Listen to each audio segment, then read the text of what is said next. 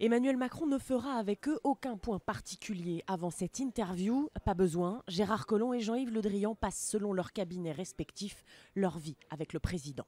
Avec Édouard Philippe, ils forment depuis un an le premier cercle de la galaxie Macron, en quelque sorte le premier anneau de Jupiter. Les liens entre eux sont quotidiens, la méthode inchangée. Dialogue, disponibilité, action et surtout discrétion. Au sein du gouvernement toujours, les conseillers historiques, marcheurs de la première heure, ont gardé un lien étroit avec Emmanuel Macron.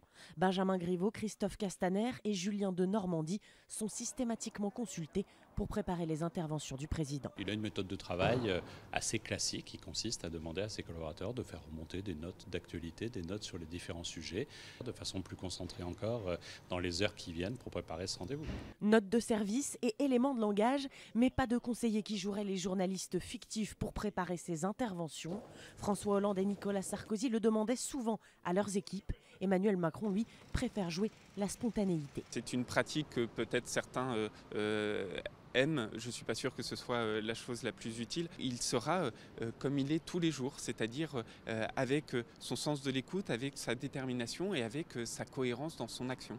Cohérence et contestation surtout, réforme de la SNCF, blocage des universités, égalité hommes-femmes. Marlène Schiappa, Frédérique Vidal et Elisabeth Borne seront elles aussi consultées pour préparer cette interview, elles qui sont en charge des dossiers chauds du quinquennat.